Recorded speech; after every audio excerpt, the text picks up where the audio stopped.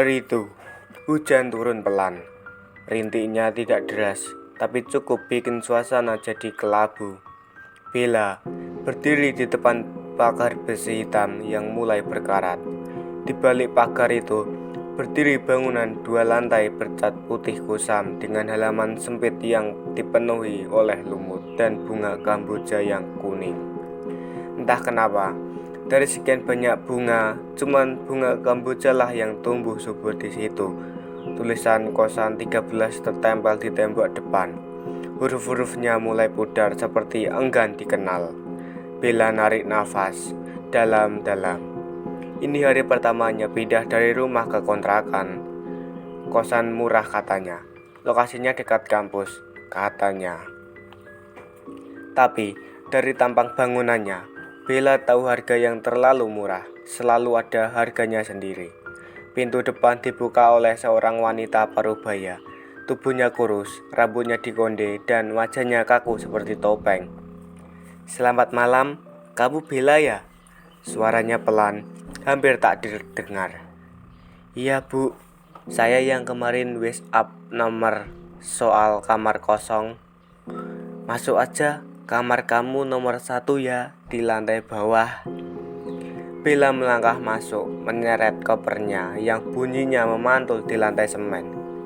Bau bangunan tua langsung menyergap, perpaduan antara kayu lapuk, pengap, dan sesuatu yang asing seperti bau dupa yang belum selesai terbakar.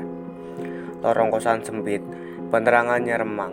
Di dindingnya tergantung foto-foto hitam putih yang entah kenapa bikin bulu kuduk Bella berdiri.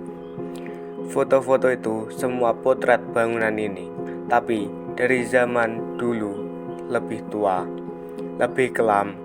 Dan di salah satu foto, Bella melihat bayangan samar seseorang yang berdiri di jendela lantai atas. Ia mengerjapkan mata, tapi bayangan itu sudah menghilang. "Bu Susi, itu gambar yang di foto masih ada yang nempati, Bu."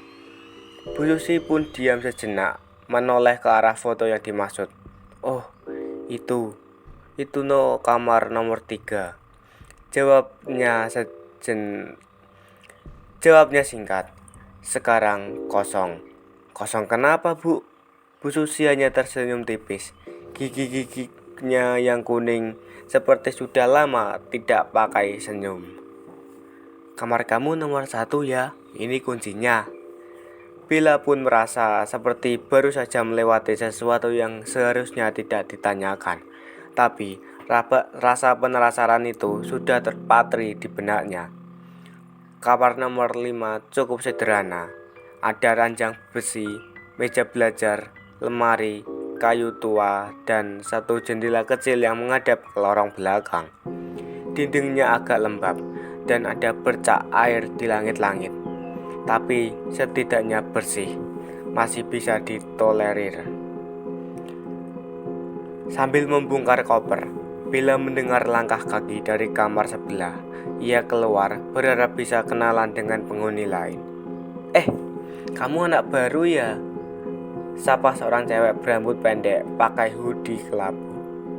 "Iya, aku Gia, kamar nomor 1.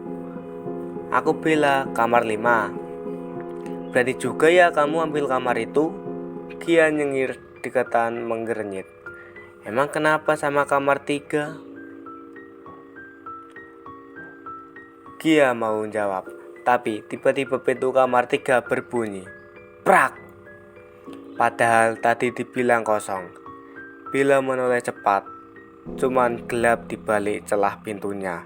Tapi seolah ada yang berdiri di sana menatap. Gia buru-buru cepat menarik Bella masuk ke kamarnya. "Udah, jangan lihat-lihat kamar itu lama-lama. Nanti dia tahu siapa." Gia menutup pintu. Wajahnya tak lagi nyengir tapi pucat. Kuntilanak. Malam pertama, Bella di kosan 13 terasa panjang. Hujan makin deras. Suara air menetes dari atap kamar bikin suasananya makin sunyi. Tes. Jam dinding menunjukkan pukul 3 dini hari, tapi matanya sudah enggak bisa merem lagi. Dari kamar sebelah, terdengar suara lirih seperti suara perempuan menangis. Bella duduk di kasurnya, suara itu makin jelas. Tapi, suara itu bukan tangisan biasa, tapi lirih dan berat. Seperti suara orang yang sudah lama menyimpan luka. Ia menempelkan telinga ke dinding. Suara itu datang dari kamar nomor 3. Tapi, katanya, nomor 3 itu kosong. Besok paginya, Bella langsung cari Gia. Tadi malam aku dengar suara cewek nangis dari kamar 3. Gia langsung berhenti ngaduk bubur di mangkuknya. Wajahnya berubah. Lagian sih, aku udah bilang jangan deket-deket kamar itu, katanya pelan. Bella duduk di depannya. Sebenarnya ada apa sih sama kamar itu, Gi? Gia pun diam sebentar lalu menatap Bella, seolah memastikan kalau Bella benar-benar pengen tahu. Kamar nomor 3 itu dulu pernah ditempatin oleh cewek yang namanya adalah Isabel. Dia cantik, pintar, anak rantau juga kayak kita. Tapi 1 tahun yang lalu dia hamil, bukan karena pacarnya, tapi dia bilang gak tahu siapa yang bikin dia hamil. Bella menahan nafas. Gak mungkin ah. Aku pertama juga pikir gitu. Awalnya semua ngira, tapi Isabel kayak orang linglung. Tiap malam teriak-teriak sendiri, kadang ketawa sendiri, kadang nangis. Dia bilang dia diperkosa waktu tidur, tapi gak ada tanda kekerasan. Terus Ki? Dia pun sempat kabur dari kosan, tapi 3 hari kemudian ditemukan gantung diri di pohon kamboja depan kos ini. Bella pun merinding teringat pohon kamboja di halaman. Semenjak itu kamar nomor 3 itu kosong, tapi kadang ada ayunan bayi dari dalam kamar. Dan yang paling seram, tiap kali ada penghuni baru, pasti ada aja yang ngalamin hal aneh. Bella masih termenung, belum sempat menyela. Gia pun menambahkan pelan. Tahun ini aja udah 4 orang hamil di luar nikah, loh. Bella langsung pucat, tangannya gemetar tanpa sadar. Kamu pikir aku bohong? Gia menatap Bella lurus. Tanya aja Bu Susi, tapi gak semua berani ngomong kayak gitu. Di sini banyak yang pura-pura ndak tahu karena semua udah terlanjur butuh tempat tinggal murah. Malam kedua, Bella nekat naruh telinga lagi di dinding. Kali ini lebih pelan, tapi tetap ada suara. Bukan tangisan, seperti suara nyanyian lagu Nina Bobo. Pelan, samar, tapi jelas. Nina Bobo, oh Nina Bobo, kalau tidak Bobo digigit kuntilanak.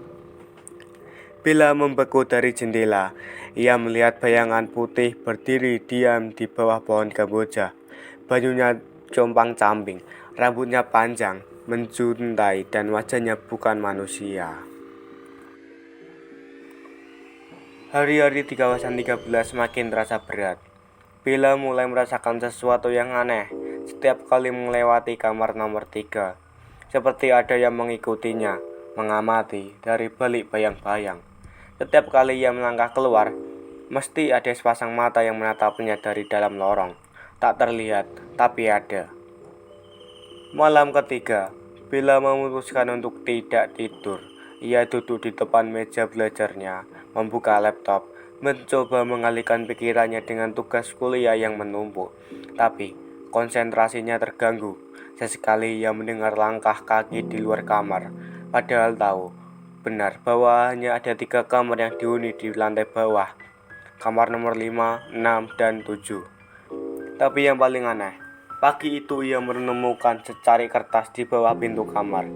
Selembar kertas yang terlihat sudah lama terlupakan, sedikit sobek di ujungnya.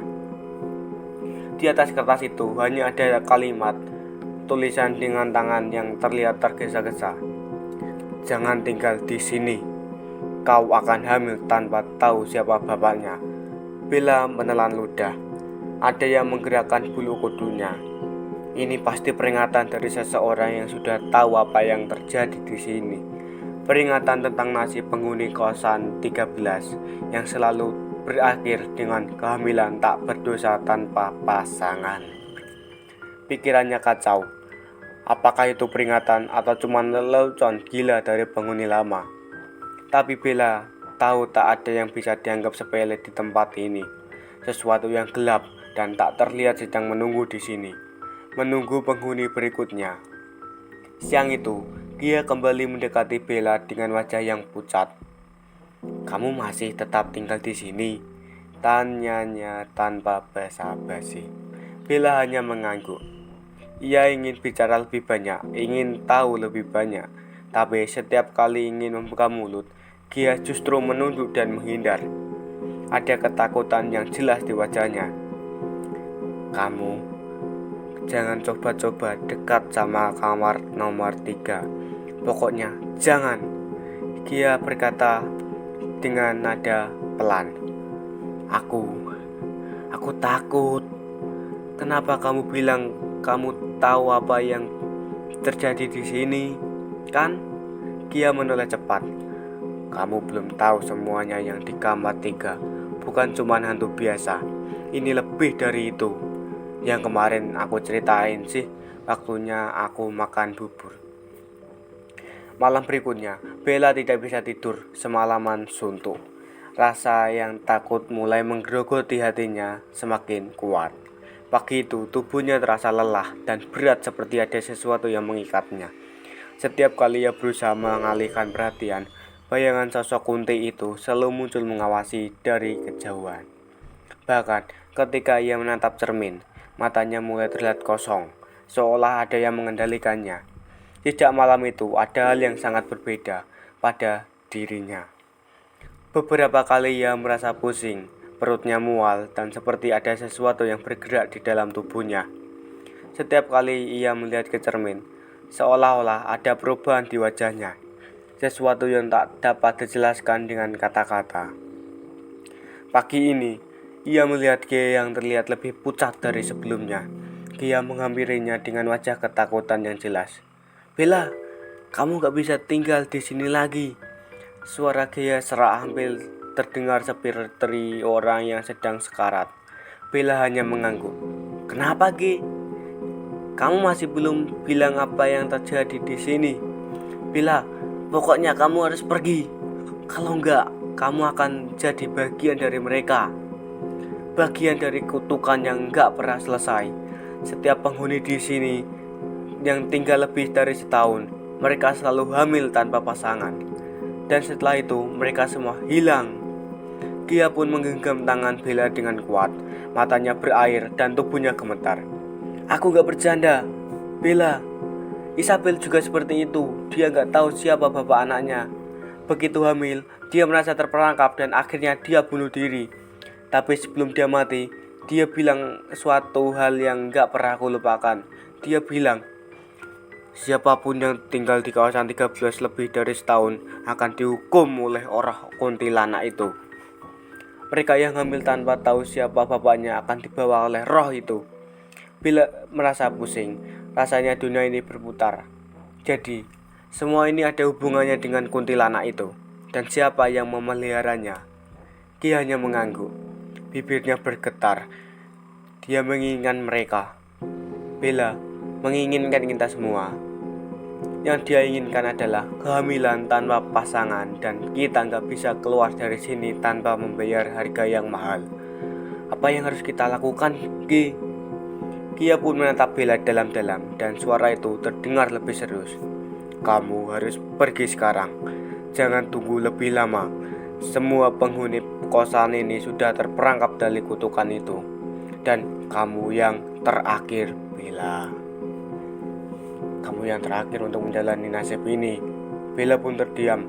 Ia ingin percaya, tapi perasaan takut semakin menguasai dirinya. Ada sesuatu yang aneh dengan tubuhnya. Ada sesuatu yang makin terasa, makin nyata. Tiba-tiba Bella merasakan sesuatu yang sangat asing.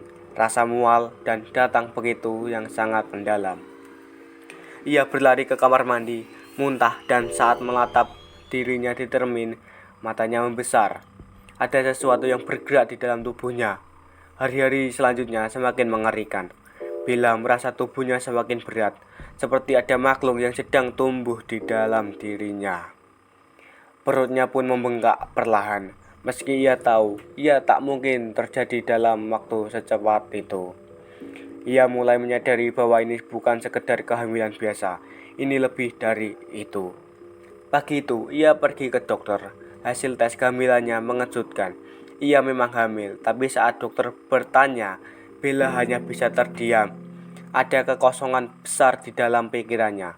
Ia tak bisa ingat siapapun yang pernah ada di hidupnya dengan cara itu. Semakin hari, tubuhnya semakin aneh. Mulutnya terasa pahit dan rasa cemas semakin menyesakkan. Setiap kali ia mendekati pintu kamar 3, ia merasakannya dorongan kuat untuk masuk, seperti ada kekuatan yang menariknya ke sana. Namun, ia selalu mundur ketakutan ketika ia duduk di kamar menatap perutnya yang semakin membesar. Matanya mulai mengkabur. Terlintas dalam pikirannya bahwa ia mungkin benar-benar terperangkap dalam siklus kutukan ini. Siapa yang akan menolongnya? Apakah ada yang bisa menghentikan roh itu? Tiba-tiba pintu kamar Bella terbuka dengan sendirinya. Ia merasa dingin yang menusuk tubuhnya dan suara langkah kaki yang datang dari belakang. Langkahnya yang berat seperti langkah makhluk yang lebih besar dari manusia. Bella menoleh dan di sana, di ujung lorong, berdirilah sesosok bayangan gelap. Bayangan itu memandangnya. Matanya yang merah menyala dan mulutnya mengeluarkan suara tawa pelan, penuh derut. "Selamat datang penghuni baru." Suara itu terdengar dalam pikiran Bella, bukan dari mulutnya. "Sekarang kau sudah menjadi bagian dari kami." Bella merasa tubuhnya semakin lemas. Ia tak tahu apa yang harus dilakukan. Segala usaha untuk keluar dari kosan ini rasanya sia-sia. Ia terperangkap dan roh kuntilanak itu semakin menguasai pikirannya. Kini ia tahu bahwa tak ada jalan keluar dan saat ia menatap cermin, wajahnya mulai berubah. Wajahnya yang tidak lagi familiar. Wajah yang kini dipenuhi dengan ketakutan yang tak terucapkan. Dan dengan itu, Bella sadar, ia bukan lagi manusia biasa. Ia sudah menjadi bagian dari kutukan itu. Bella pun terbangun di tengah malam dengan nafas tersenggah-senggah. Suara detakan jam dinding terdengar begitu jelas, seperti menghitung detik-detik yang semakin mendekati ajalnya. Ia merasa tubuhnya semakin lemah, pikirannya depresi, rasa sakit yang menggerogoti tubuhnya tak pernah berhenti. Bayangan itu, kuntilanak yang telah mengikutinya setiap langkahnya, semakin dekat. Suara tawa yang menghantui pikirannya seolah bergema dalam setiap sudut kosan. Setelah kejadian di lorong semalam, Bella semakin merasa bahwa ia tak bisa lari. Bahkan pintu kamar yang terkunci rapat pun terasa tak lebih dari sekedar pembatas yang tak mampu melindunginya dari teror yang semakin nyata. Ia tahu, kutukan ini bukan hanya tentang kehamilan tanpa pasangan, tetapi tentang sesuatu yang lebih gelap, lebih mematikan. Pagi itu, ia kembali mencoba untuk tetap berpura-pura normal. Ia mengenakan pakaian longgar untuk menutupi perutnya yang semakin membesar. Meskipun ia merasa seperti ada sesuatu yang bergerak di dalamnya. Bukan hanya bayi, tapi entitas lain yang bersemayam bersama kehidupan baru itu. Setiap langkah terasa berat, seolah-olah ada makhluk lain yang ikut melangkah bersamanya. Dia datang menghampirinya. Wajahnya pucat. Ia terlihat lelah, seolah-olah bertarung dengan sesuatu yang tak terlihat. Bella, suaranya pelan, penuh ketakutan. "Kamu harus berhenti. Cari jalan keluar dari sini. Gak ada cara untuk kita lari. Kita sudah terperangkap di kosan ini. Semua yang terjadi di sini bukan kebetulan." Bella menatap dia dengan tatapan kosong. "Jadi, apa yang harus kita lakukan, G? Kalau kita nggak bisa keluar, terus bagaimana? Kamu harus tahu, Gia." Gia pun berkata dengan suara yang hampir seperti berbisik. "Yang terjadi di sini ada yang lebih kuat dari kita. Kutukan ini bukan soal hanya kehamilan atau roh yang mengikutimu. Ada perjanjian lama yang melibatkan jiwa-jiwa yang terjebak di sini. Itu semua terjadi karena kelalaian kita. terutama kita yang tinggal lebih lama dari seharusnya. Bella mulai merasa gemuruh di dalam dadanya. Perjanjian apa, Ki? Kamu tahu ya? Dia menunduk dan matanya mulai terkilat, seperti ada yang sangat berat yang disembunyikan darinya. Katanya, Bu Susi pemilik kosan ini, dia punya kekuatan yang sangat besar. Ilmu hitamnya mengikat roh-roh pada kosan ini. Bu Susi membuat perjanjian dengan kuntilanak itu untuk menjaga kosan tetap ramai, tetap penuh, ada yang tinggal dan bisa menghasilkan banyak uang. Dan perjanjian itu ada yang harus Bu Susi korbankan, yaitu salah satu dari penghuni kosan ini.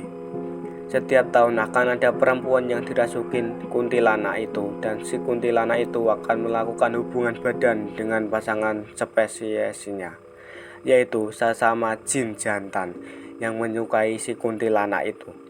Dan setelah si kuntilanak merasukin tubuh si calon tumbal, si jin jantan itu akan melakukan hubungan badan melalui badan calon tumbal itu.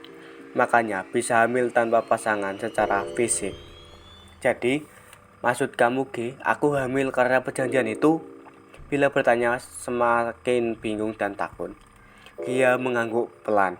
Iya, itu bagian dari kutukan yang tak terhindarkan. Setiap perempuan yang tinggal terlalu lama akan mengalami hal yang sama. Kamu gak bisa keluar, gak bisa menghindar. Kamu udah dipilih sama Bu Susi. Berarti aku akan ditumbalkan. Apa yang harus aku lakukan, Gia? Gia pun memegang kedua tangan Bella. Matanya terlihat sangat serius. Singkat cerita, Bella depresi dan pikirannya diracuni oleh si iblis dan melakukan hal yang sama dengan si calon tumbal lainnya, yaitu dengan bunuh diri di pohon kamboja. Bella memang sudah pergi, tapi bangunan tua itu, kosan 13, masih berdiri di tengah perkampungan padat. Seperti luka lama yang dibiarkan terbuka, banyak yang datang dan pergi. Tapi ada satu sosok yang tak pernah benar-benar meninggalkan tempat itu, yaitu pemiliknya, Bu Susi. Perempuan tua yang selalu tampak ramah dan peduli para penghuni kosnya. Tapi di balik senyum tipis dan baju daster motif bunga itu, ada rahasia yang tak pernah tercerahkan bahkan pada bayangannya sendiri. 4 tahun yang lalu, flashback. Waktu itu Bu Susi masih muda, cantik dan ambisius. Suaminya baru saja meninggal karena kecelakaan kerja yang mulai lapuk. Ia butuh uang banyak dan cepat. Ketika hidup sudah mentok, orang biasa melakukan hal-hal yang di luar akal, termasuk mendatangi seorang dukun tua bernama Ki Joko yang tinggal di ujung kabupaten. Laki-laki itu bukan dukun biasa. Konon, ia adalah penjaga gerbang antara dunia manusia dan alam gaib. Di balik matanya yang putih sebelah, kiat menyimpan rahasia dunia yang tak kasat mata. Aku ingin kos-kosanku rame, Mbah, penuh terus biar bisa hidup layak, ucap Bu Susi waktu itu. Ki Joko tersenyum sinis, lalu mengangguk pelan.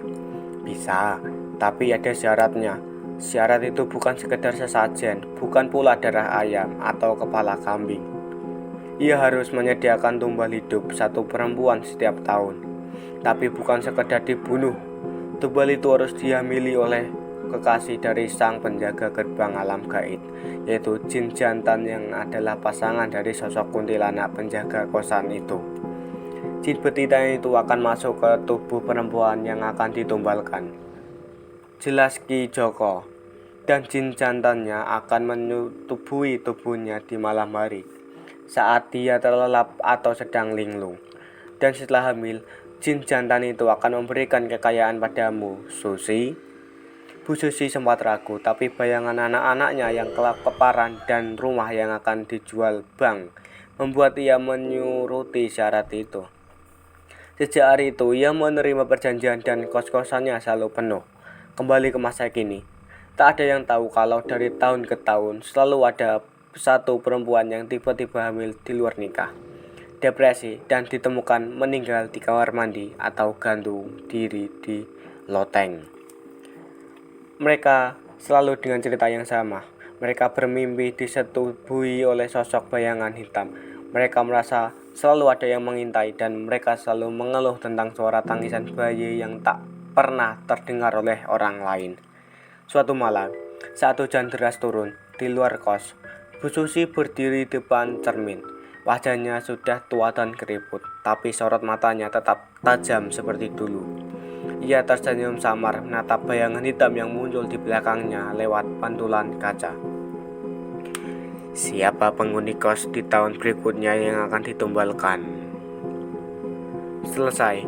Demikianlah sebuah kisah. Semoga terhibur dan sampai jumpa di kisah berikutnya. Tetap di ruang gelap.